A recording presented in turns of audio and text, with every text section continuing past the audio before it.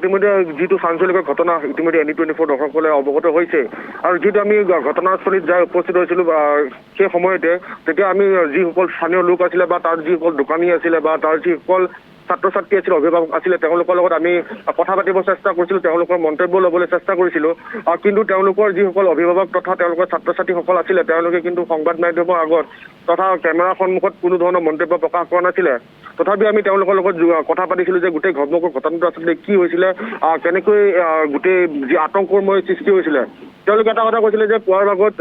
ভাগৰ পৰাই তেওঁলোকৰ যিসমূহ বিদ্যালয়ৰ কৰ্তৃপক্ষ যিসমূহ নিৰাপত্তাৰক্ষী আছিলে নিৰাপত্তাৰক্ষীসমূহে আচলতে তন্নততে গোটেইখিনি গাড়ীকে ধৰি পেলাই বিভিন্ন স্থান আচলতে তেওঁলোকে তালাচী চলাইছিলে তাৰ পিছত ঘটনাস্থলীত যে উপস্থিত হৈছিল আৰক্ষী লোক আৰু স্নিফাৰ ডগ আৰু আৰক্ষী লোক উপস্থিত হোৱাৰ পিছতেই যিসকল তাৰ লোকসকল আছিলে স্থানীয় লোকসকল তেওঁলোকে ভাবিছিলে যে যিহেতু এখন আখাৰী বিদ্যালয় হয় তেওঁলোকৰ ছাত্ৰ ছাত্ৰী অভিভাৱকসকল আহি থাকে ছাত্ৰ ছাত্ৰীসকলক থবলৈ আৰু সেইকাৰণে তেওঁলোকে ইমান কথাটো গুৰুত্ব সহকাৰে লোৱা নাছিলে বা ইমান চিৰিয়াছলি লোৱা নাছিলে তাৰপিছতে যেতিয়া সমগ্ৰ কথাটো যেতিয়া বিয়পি পৰাৰ পিছতেই তেওঁলোকৰ মাজত আতংকৰ সৃষ্টি হয় আৰু গোটেই সমগ্ৰ যি দুখন বিদ্যালয় আছে বিদ্যালয় দুখন আচলতে তন্নতন্নকৈ পৰীক্ষা কৰাৰ পিছত কোনো আচলতে একো নোপোৱাৰ পিছতে আৰক্ষী লোকসকল তাৰ পৰা ওলাই আহিলে তাৰপিছতে আমি বিদ্যালয় কৰ্তৃপক্ষৰ লগত যোগাযোগ কৰিছিলো বা তেওঁলোকৰ লগত কথা পাতিবলৈ চেষ্টা কৰিছিলো কিন্তু তেওঁলোকৰ ফালৰ পৰা কোনো সুদুত্তৰ নাহিলে বা তেওঁলোকৰ পৰা কোনো ধৰণৰ সহায় নাপালো তাৰপিছত তাত এটা বস্তু দেখা গ'ল যে যিটো আতংকৰ কথা সৃষ্টি হৈছিলে হয়তো আৰক্ষী লোকসকলৰ ফালৰ পৰা আমাক জানিব দিছিলে যে 26 জানুৱাৰী যিটো আগন্তুক 26 জানুৱাৰী কাৰণ তেওঁলোকে তালাচী চলাই আছে বা তেওঁলোকৰ তাত পৰীক্ষা নিৰীক্ষা কৰিছে ক'ৰবাত কিবা আছে নেকি কিন্তু এটা কথা লক্ষ্য কৰিব লাগিব যে যিটো আমি বিদ্যালয় কেইখনত যাই উপস্থিত হৈছিলো তাৰ এখন বিদ্যালয়ৰ ভিতৰত সকলো ছাত্ৰ ছাত্ৰীকে আচলতে যি মেটেল ডিটেক্টৰ আছে মেটেল ডিটেক্টৰৰ সহায়ত তেওঁলোকক চেকিং কৰি থকা হৈছিলে তন্নতন্নকৈ পৰীক্ষা কৰি থকা হৈছিলে আৰু সকলো বেগকে ধৰি পেলাই বিভিন্ন সামগ্ৰীসমূহ আচলতে তেওঁলোকক খুলি চোৱা হৈ আছিলে যিটো আমি ভিতৰলৈ সোমাব চেষ্টা কৰিছিলো কিন্তু আমাক নিৰাপত্তাৰক্ষীয়ে সোমাব দিয়া নাছিলে বা তেওঁলোকৰ লগত তেওঁলোকে বাধা প্ৰদান কৰিছিলে যিসকল আচলতে বিদ্যালয়ৰ ঊৰ্ধ্বতম কৰ্তৃপক্ষ আছে বা তেওঁলোকৰ মেনেজমেণ্টৰ যিখিনি লোক আছিলে তেওঁলোকৰ পৰা আমি জানিব বিচাৰিছিলো যে আচলতে ঘটনাটো হৈছিলে কি বা কিহৰ কাৰণে এনেকুৱা ধৰণৰ এটা পৰিৱেশৰ সৃষ্টি হৈছে যিহেতু আজি সৰস্বতী পূজা কাৰণ ছাত্ৰ ছাত্ৰীসকলে সৰস্বতী পূজা কৰিবৰ কাৰণে বিভিন্ন সাজপাৰ পৰিধান কৰি বা তেওঁলোকৰ পৰিয়ালৰ লোকৰ লগত বিদ্যালয়খনলৈ যায় বা তেওঁলোকলৈ গৈছিলে তাৰ মাজতে যিটো আতংকময় সৃষ্টি হৈছিলে তাৰ কাৰণে আমি গোটেই ঘটনাটো জানিব চেষ্টা কৰিছিলো কিন্তু কোনো ধৰণৰ সহায় পোৱা নাছিলো তাৰপিছত আমি আৰক্ষী লোকসকলক যোগাযোগ কৰিছিলো আৰক্ষী লোকে কৈছিলে যে যিহেতু 26 জানুৱাৰী আহিছে 26 জানুৱাৰী কাৰণ তেওঁলোকে তালাচী চলাই আছিলে তাৰপিছতে আৰু অন্য এটা খবৰ আহিছিলে যে আপোনাৰ তাৰ সংস্কৃত গুৰুকুল সেইখন বিদ্যালয়ত আমি উপস্থিত হৈছিলো তাৰ যিসকল লোক আছিলে তাৰ স্থানীয় লোকসকলে হওক বা তাৰ নিৰাপত্তাৰক্ষীসকলে আমাক আচলতে তাত কোনো ধৰণৰ সহায় জনোৱা নাছিলে বা তাৰ যিসকল লোক আছিলে আমি তেওঁলোকৰ পৰা কিছু জানিব বিচাৰিছিলো যে কি আচলতে গোটেই ঘটনাটো কি হৈছিলে তেওঁলোকে এটা কথা স্পষ্টকৈ উল্লেখ কৰিছিলে যে পুৱাৰ ভাগতে আৰক্ষী লোক আহিছিলে বা স্নিফাৰ ডগ লৈ তেওঁলোকে আহিছিলে বহুকেইখন আৰক্ষী লোক আহিছিলে তেওঁলোকে গোটেই বিদ্যালয়খন তন্নতন্নকৈ পৰীক্ষা কৰিছে বা পৰীক্ষা কৰবাত কিবা আছে নেকি বিস্ফোৰক কিবা আছে নেকি বা কিবা উদ্ধাৰ হৈছে যিহেতু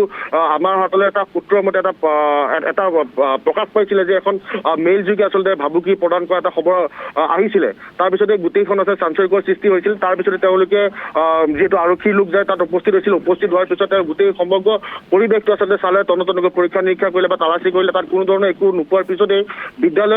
সেইখন বিদ্যালয় আচলতে যিসকল শিক্ষক শিক্ষয়িত্ৰী আছে যিসকল ছাত্ৰ ছাত্ৰী আছে তেওঁলোকক ততাতৈয়াকৈ ঘৰলৈ পঠাই দিয়াৰ পিছতে বিদ্যালয়খন বন্ধ কৰি দিয়া হয় যদি সম্ভৱ হয় আমি ND24 দৰ্শকৰ এটা দৃশ্যসমূহ দেখুৱাম আমি দেখুৱাই আছো দেখুৱাই আছে দেখুৱাই পাইছে যে বিদ্যালয়খন সম্পূৰ্ণৰূপে বন্ধ কৰি দিয়া হৈছিলে কাৰণ যিহেতু সৰস্বতী পূজা বুলি কোৱাৰ লগে লগে পুৱাৰ ভাগৰ পৰা বিয়লি ভাগলৈকে সৰস্বতী পূজা বা বিভিন্ন ধৰণৰ তাত কাৰ্যসূচী চলি থাকে কিন্তু সেই বিদ্যালয়খনত আপোনাৰ আধাতে শেষ কৰি দিয়া হ'ল তাৰ সম্বন্ধকে যদি অন্যখন বিদ্যালয়খন যোৱা যায় যে তাত পুৱাৰ ভাগৰ পৰা পৰীক্ষা নিৰীক্ষা কৰি থকা হৈছিলে কোনো ধৰণৰ একো সামগ্ৰী তাত বিস্ফোৰক বা পোৱা নগ'ল বা কিহৰ কাৰণে তালাচী কৰি থকা হৈছিলে এই পৰ্যন্ত আচলতে কোনো ফালৰ পৰা আৰক্ষী প্ৰশাসনৰ ফালৰ পৰা হওক বা বিদ্যালয় কৰ্তৃপক্ষৰ ফালৰ পৰা কোনো ধৰণৰ এই মুহূৰ্তলৈকে স্পষ্টকৈ জানিব দিয়া হোৱা নাই যিহেতু এটা উৰা বাতৰি বুলি ক'ব লাগিব মুঠতে এটা উৰা বাতৰি নিচিনাই এখন মেইল যোগে আচলতে ভাবুকি প্ৰদান কৰিছিলে হয়তো কোনে এই ভাবুকি প্ৰদান কৰিছিলে কোন দুষ্কৃতিকাৰী আজি এই সৰস্বতী পূজাৰ দিনটোত কিহৰ কাৰণে এনেকুৱা ধৰণৰ এটা পদক্ষেপ ল'লে বা কিহৰ কাৰণে আতংকময় পৰিৱেশৰ সৃষ্টি কৰিছে সেইটো আৰক্ষী তদন্তৰহে সম্পূৰ্ণ কথা পোহৰলৈ আহিব ইতিমধ্যে প্ৰায় 4 বজাত গড়চুক থানাত ৱেষ্ট DCP গৰাকী এটা সংবাদমেল সম্বোধন কৰিব, গোটেই ঘটনাৰ ওপৰত সংবাদমেল সম্বোধন কৰিব। তাৰ পিছতে আচলতে গোটেই ঘটনাটো ওলাই পৰিব যে কিহৰ কাৰণে এই আতংকময় পৰিৱেশৰ সৃষ্টি হৈছিলে। কিন্তু এটা কথা উল্লেখ কৰিব লাগিব যে এখন বিদ্যালয় যদি এই বোমাতংকৰ কাৰণে যদি এখন বিদ্যালয় সম্পূৰ্ণৰূপে বন্ধ কৰি দিছে বা তাত বিদ্যালয়খন ছুটি দিয়া হৈছে, তেওঁলোকৰ যিসমূহ অনুষ্ঠানসমূহ বাতিল কৰি, তেনেস্থলত অন্য এখন বিদ্যালয় তেওঁলোকৰ মেটেল ডিটেক্টৰ লৈ পেলাই তেওঁলোকৰ তন্নতন্নকৈ পৰীক্ষা কৰি কিহৰ কাৰণে আচলতে ছাত্ৰ ছাত্ৰীসকলক বিদ্যালয়লৈ সোমাব দিছে বা বিদ্যালয়ত তেওঁলোকৰ যিসমূহ অনুষ্ঠান আছে অনুষ্ঠানসমূহ চলাই নিছে, কিয় ছাত্ৰ ছাত্ৰীৰ জীৱনৰ লগত আচলতে এক প্ৰকাৰে হেতালি খেলিছে নেকি, এই মুহূৰ্তত এটা প্ৰশ্ন উদয় হৈছে।